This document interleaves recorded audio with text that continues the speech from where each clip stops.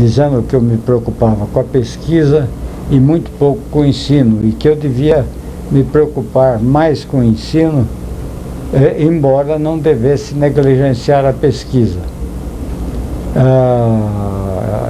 Eu levei em conta a proposta dele e procurei dar uma maior assistência aos meus estudantes, mas isso não me converteu num educador, não é?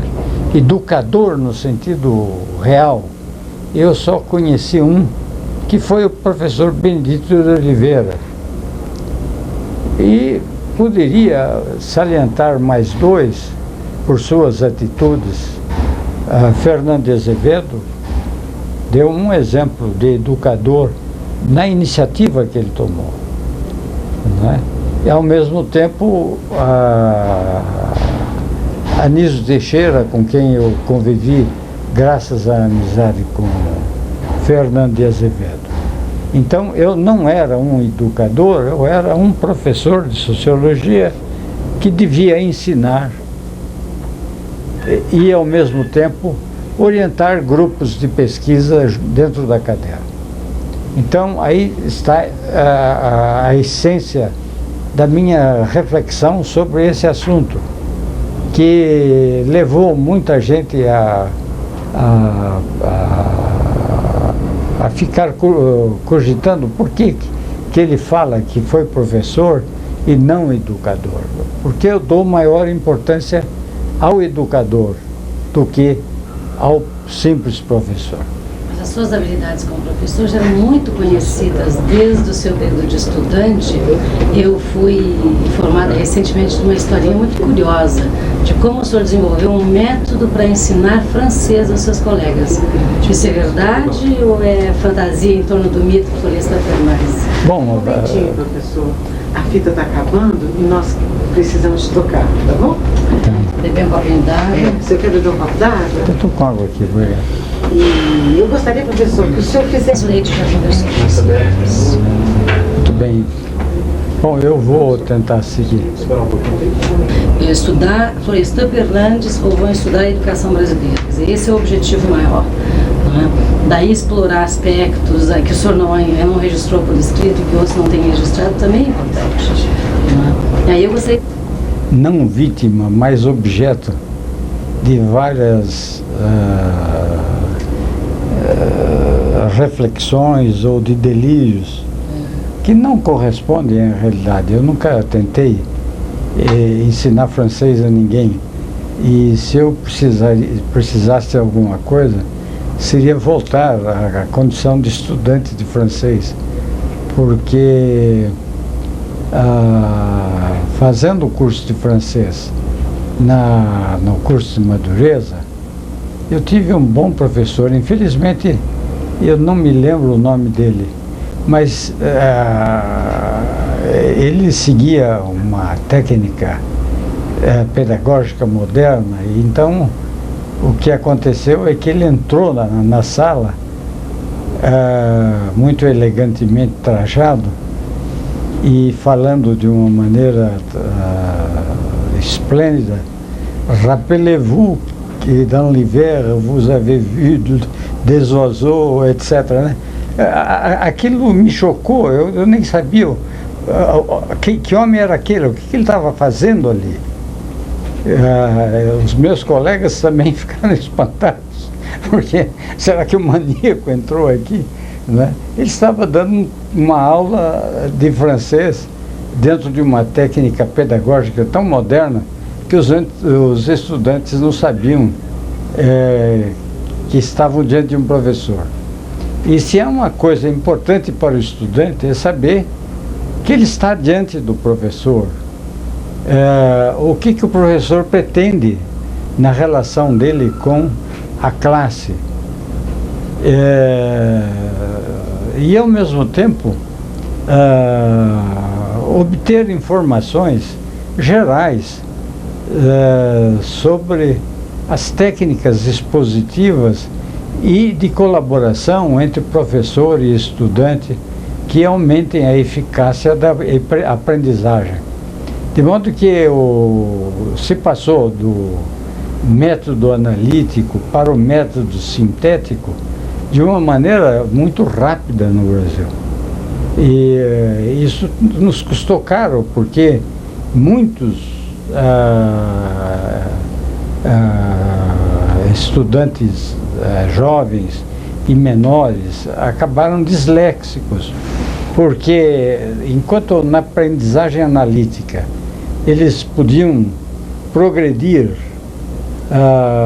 por assim dizer, como subir um degrau e depois vencer o outro sem levar tombo, esse professor que entrava falando numa língua estrangeira e deixava a invenção, a imaginação do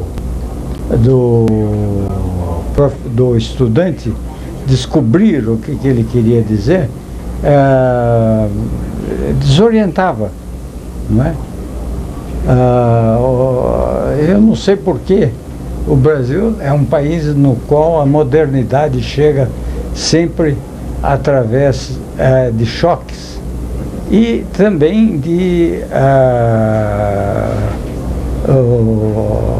partos dolorosos, quando se poderia fazer tudo de uma maneira mais simples e ao mesmo tempo mais construtiva. Ele era um bom professor, aprendemos muito com ele, mas eu nunca tentei ensinar francês a ninguém, não, eu não tinha competência para isso. O que aconteceu de fato é que eu era um aluno de origem muito modesta e quando eu fiz o curso de Ciências Sociais, os estudantes que faziam parte da equipe eram estudantes de classe média e alta. Ainda não se fazia bem a distinção. Classe média era alguma coisa que estava muito acima de um sujeito como eu, que era de classe baixa. Eu era um trabalhador ao mesmo tempo que um estudante, não é? A classe teve uma atitude não de rejeição, mas, por assim dizer,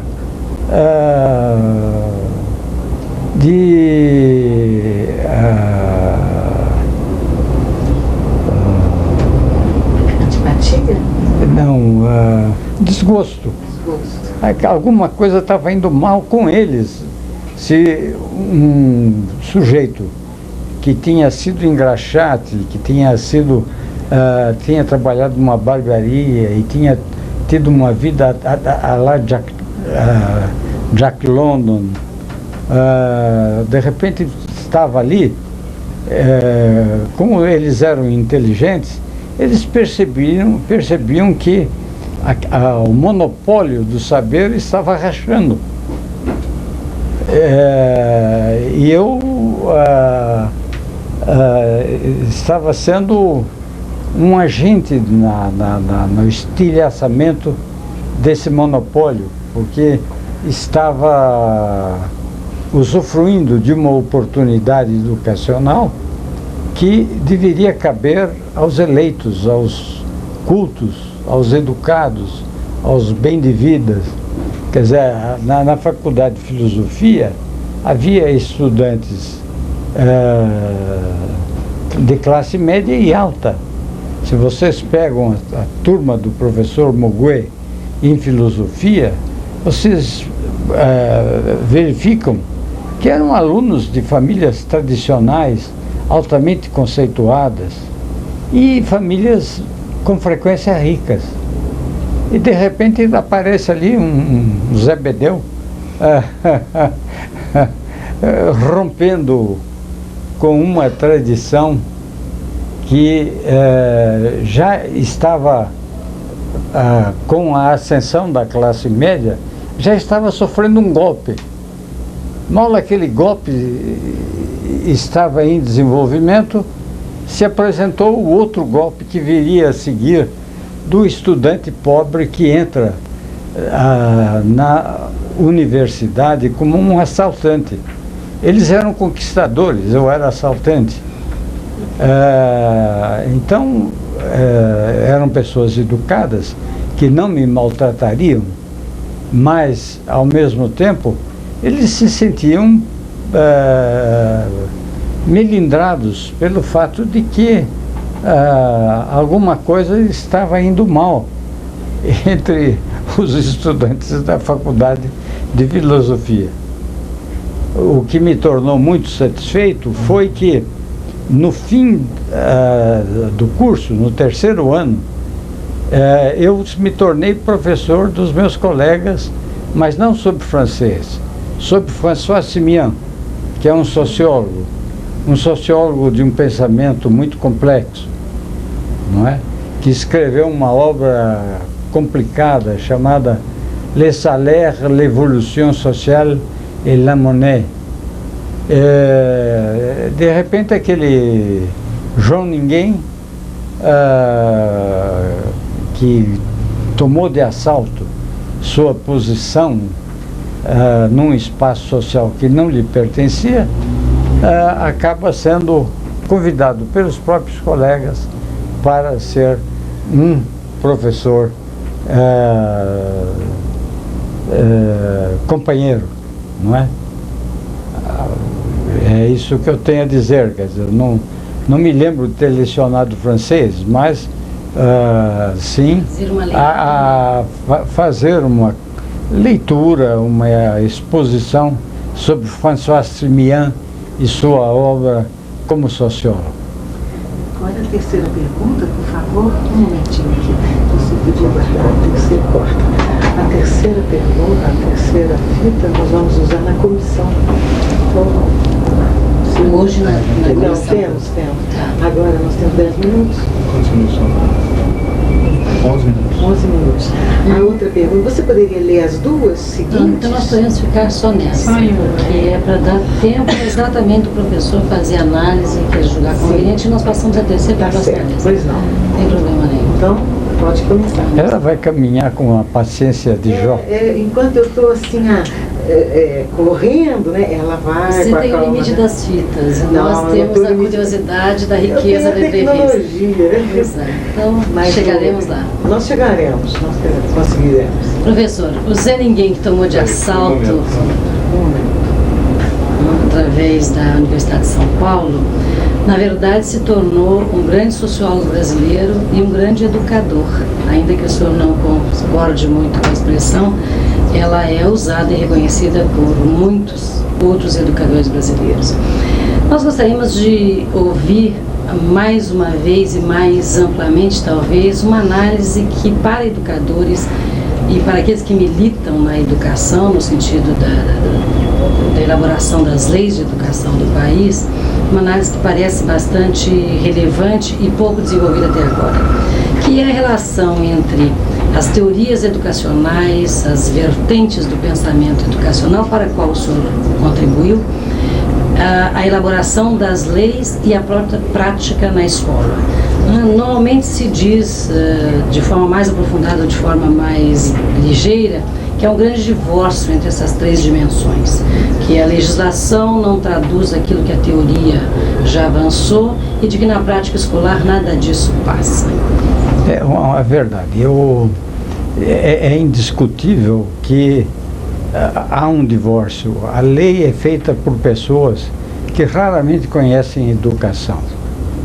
E quando tem a felicidade de conhecer, graças a uma boa assessoria, nem sempre tem a liberdade de selecionar aquilo que é conveniente para o país. Então, a ausência de um projeto nacional na área de educação faz com que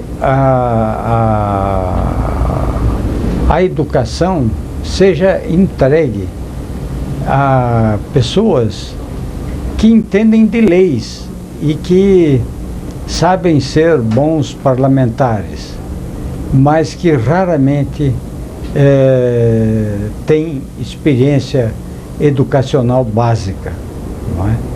Enquanto que há o problema das técnicas pedagógicas e o problema das técnicas de trabalho, de pesquisa, de invenção propriamente dita. Para pessoas como eu, que ia trabalhar no campo da sociologia, foi essa a oportunidade que a faculdade me deu, e em grande parte graças ao fato de Antônio Cândido ter sido um bom companheiro, eu pude ser melhor professor do que seria em outras circunstâncias,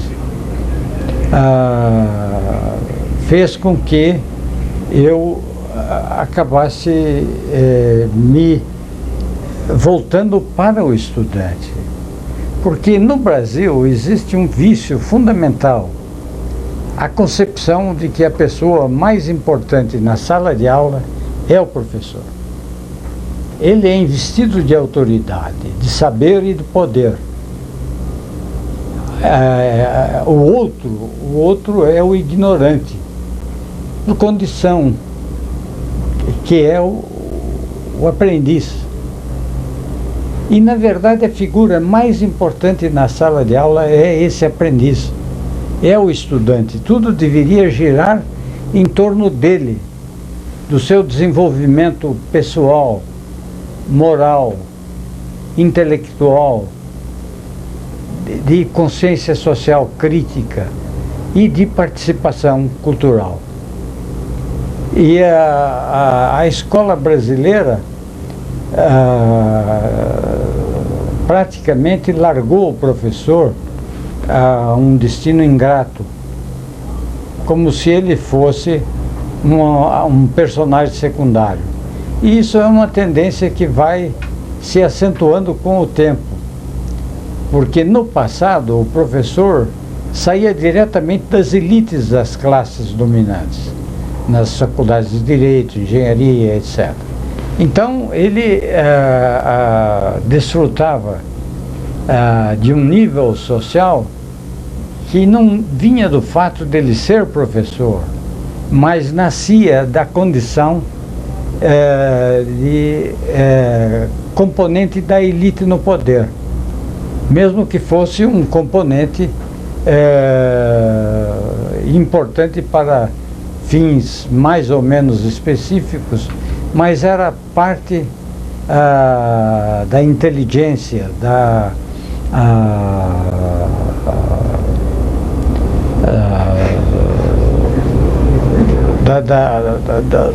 dos intelectuais que serviam à ordem, não é? Então nós temos uma situação curiosa. A Faculdade de Filosofia, ao absorver o Instituto de Educação e incorporar durante como curso de um ano a licenciatura, ela criou uma licenciatura que raramente tinha um professor à altura dos professores que militavam na área especializada. Eram pessoas competentes, sem dúvida, mas na área especializada, na filosofia, nós tínhamos professores que vinham da França, da Inglaterra, da Alemanha, da Itália, dos Estados Unidos, de uma maneira menos frequente, e até de Portugal, não é? E o professor na área de técnicas educacionais e de reflexão pedagógica era uma pessoa que, por assim dizer, representava a prata da casa sem um polimento maior. É claro que hoje nós teríamos a possibilidade de estabelecer maior equilíbrio entre uma coisa e outra.